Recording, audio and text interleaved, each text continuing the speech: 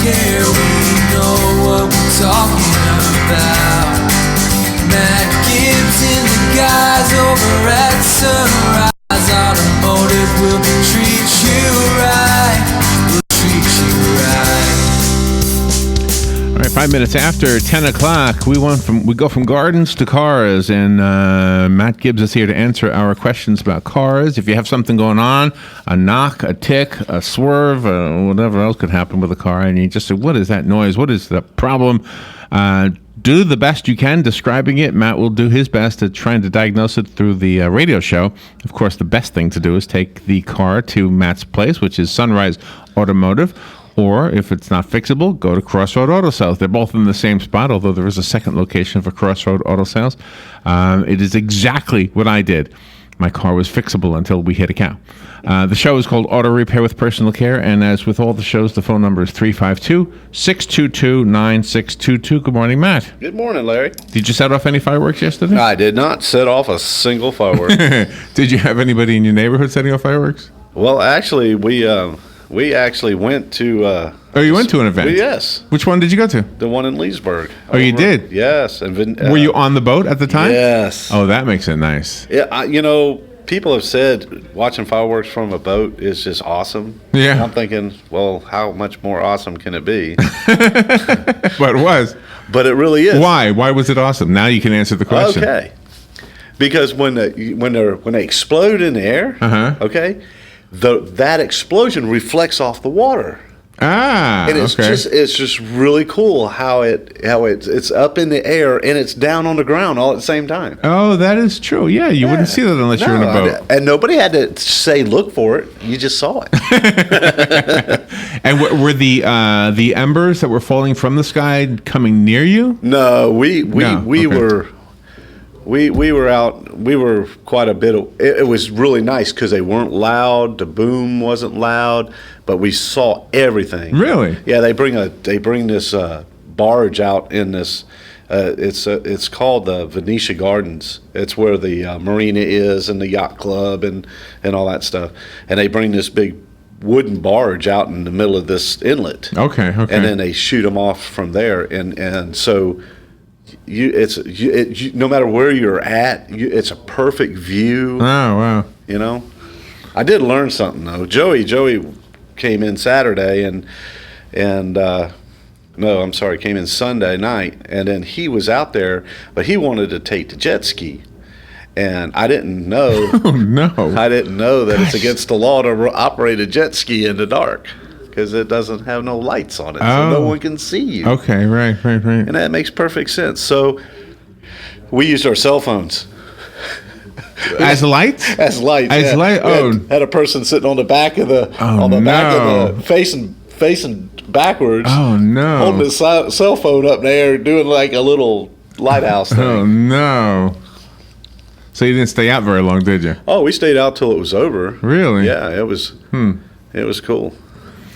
That sounds like fun. And were you cool, or were you hot? Oh Lord, it was some kind of hot. It was hot. Yeah.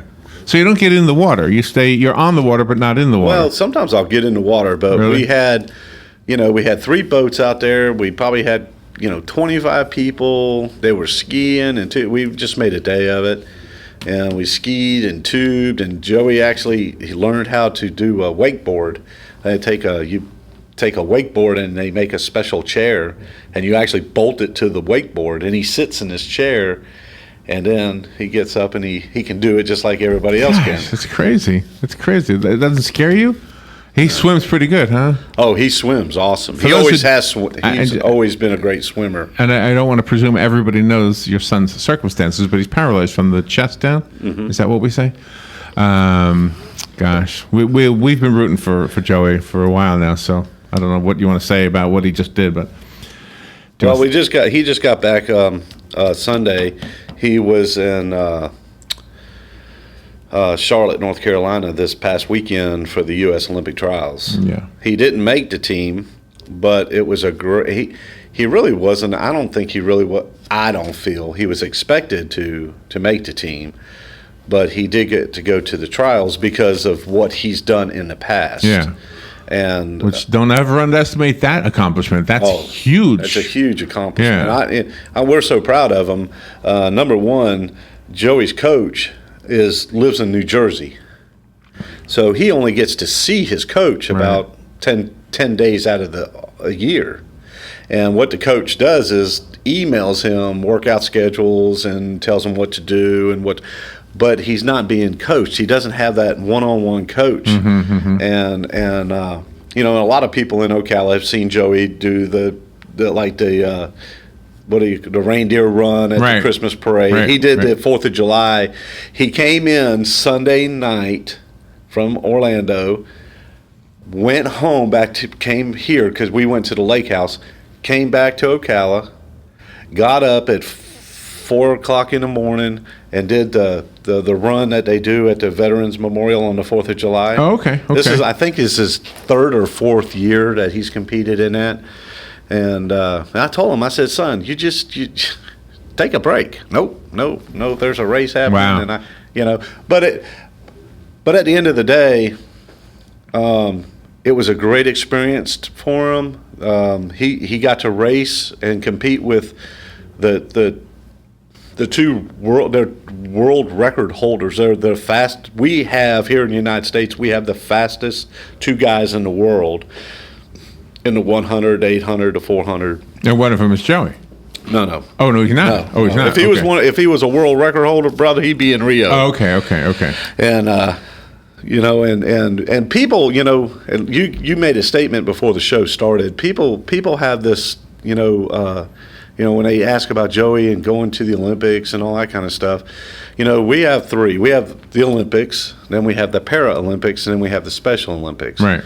And the Paralympics and the Olympics are all governed and controlled by the Olympic Committee out of Colorado Springs. Mm-hmm. That's where their headquarters is. And people have to understand that, okay, even though these people may be missing a leg or be paralyzed or even blind, I don't know, they showed it on NBC Sports, the guy that did the long jump, and he broke, I think, a world record. And dude, you know how you jump and you land in that box? Right. He almost jumped out of the box. And he was blind? And he's blind. Oh, wow. And it's, these guys, they have the same standards that able-bodied people have. They just do in Paris. Right. You have to meet a certain criteria. Yeah, my statement, just for the listeners, before we went on, is I don't like when somebody will say, oh, the Paralympics, as if it's not the same competitive edge that's necessary in order to win.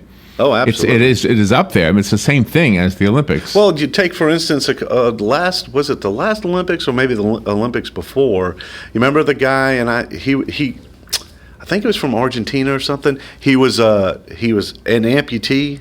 Oh, the Blade Runner guy. The Blade Runner guy. The guy who shot his girlfriend later. Yes, that guy. Yeah. He had the times to compete in able-bodied Olympics. Because he was in the Olympics. Right. These guys, a lot of these guys are like that. These guys are, even though they have a disability, they're world-class athletes. World-class. Yeah. So the good news is that you told me this off the air, that Joey's going to be going to the University of Illinois? University of Illinois. He'll probably be leaving in December. And the coach there is? His name is Coach Adam, and he is considered the best coach in the world. Wow. So he might be the 2020 Olympics. That'll be held in Japan. Which I seem to remember that's what you predicted maybe a half year ago when this first came up. Yeah, and to be honest with you, that the whole goal, all the training, all the stuff that he's been going through is preparation for 2020. Wow. We're almost off the halfway point. We haven't talked about cars yet, a whole lot, or any at all, I don't think. If you have a question about cars, though, or anything, you can call Matt. And if you do need your car fixed, I'd say go to Sunrise Automotive. But we'll be right back with Matt Gibbs. The show, again, Auto Repair with Personal Care. The number 622-9622. We'll be right back.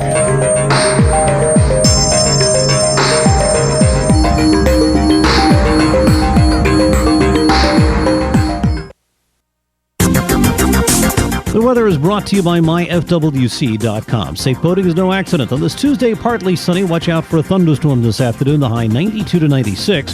Then partly cloudy, warm and muggy Tuesday night, though 74 to 78. For Wednesday and Thursday, partly sunny with a chance of a thunderstorm each day, mainly during the afternoon hours over the interior. The high both days between 93 and 97. From the Florida Weather Center, I'm meteorologist Joe Lundberg. Are you wasting hundreds or thousands of dollars on termite retreat fees? If you're not with Turner Pest Control, you probably are. Turner Pest Control offers the industry's only termite and pest control package that never charges retreat fees, ever. You can get started today for only $99. This is a value of $500 or more. This includes treatments, installation of monitoring stations, quarterly pest control, and a lifetime guarantee, all for an unbelievable low $99. Even if you have another pest control provider, visit turnerpest.com to find out how you can avoid paying those high termite retreat fees. Hi, I'm Seth with AA Lock, Dock, and Security. Have you ever thought about the locks or security on your house or business? Have you ever wondered why the keys to your new car cost so much? Well, at AA Lock, Dock, and Security, we can help with securing your valuables. We can even replace those expensive transponder keys. We can give you the knowledge that no one else will. Call AA Lock, Dock, and Security at 867-1965. That's 867-1965. You can't put it off any longer. It's time to replace your home's AC system. The answer is ASolvesItAll.com and an exceptionally efficient AC system. Let the pros at A show you how you can save on energy monthly and give your family added comfort. The great thing is that ASolvesItAll.com is on call 7 to 7, 7 days a week at no extra charge. For a limited time, mention WOCA and get a special discount. Call 877-765-4ACE or ASolvesItAll.com. This Saturday, July 9th, the Appleton Museum of Art will be open all day, free of charge, for Museum Day 2016. Community members of all ages are invited to see the exhibitions, including Norman Rockwell, the man behind the canvas. Make art in the art space and watch films in the auditorium from 10 a.m. till 5 p.m. with no admission fees. The Appleton is located at 4333 East Silver Springs Boulevard. Call 352-291-4455 for more information. WWWWOCA,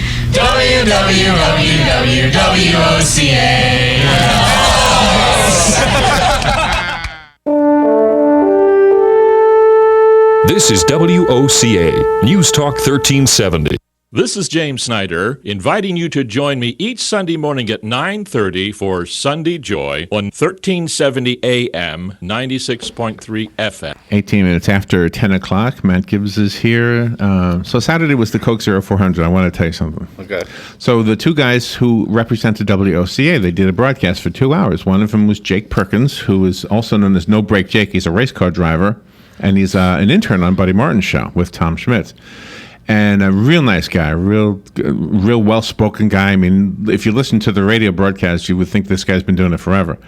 And then he was with Galen Unold, who's also a radio veteran, and he has been doing radio forever. So the two guys, and he's a very sports-minded guy. So Galen was trying to make the point that a race car driver is not an athlete. Oh, Lord. And I was listening to the two of them disagreeing.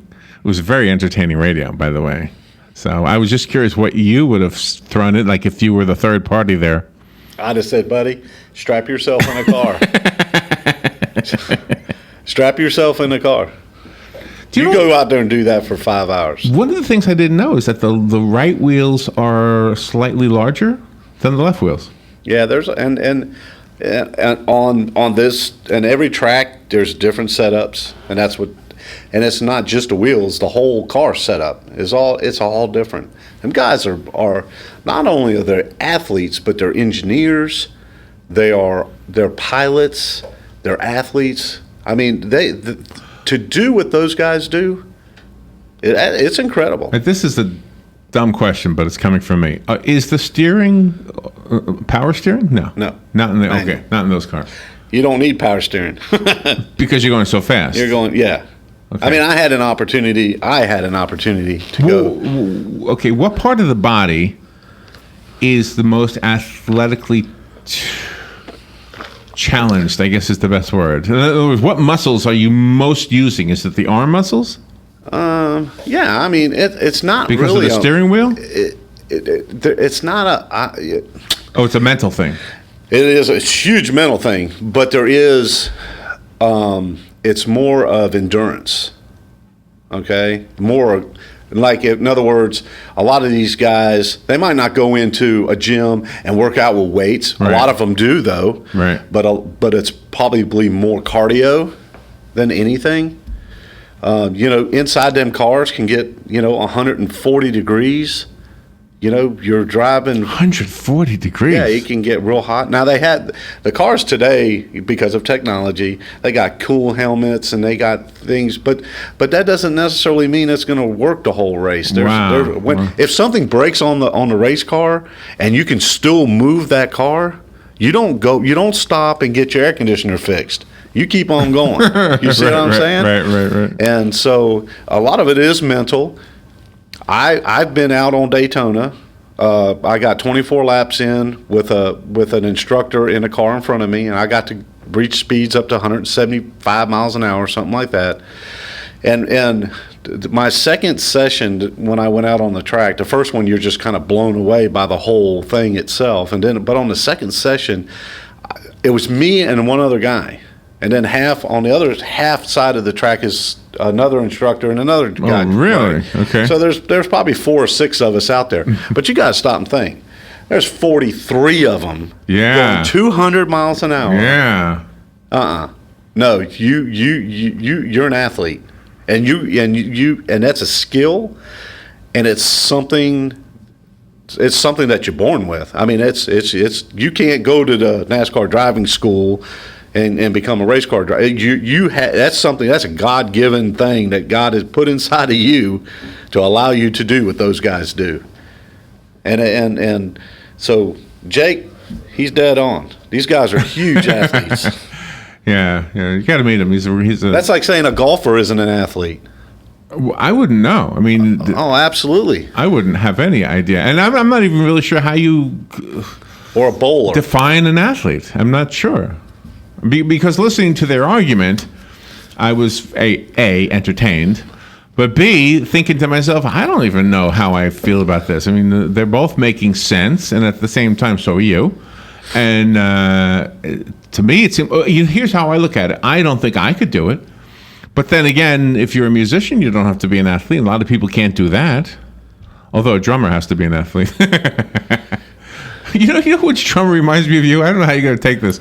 Do you know the drummer on the Jimmy Fallon show? He's a black guy, but he reminds me of you.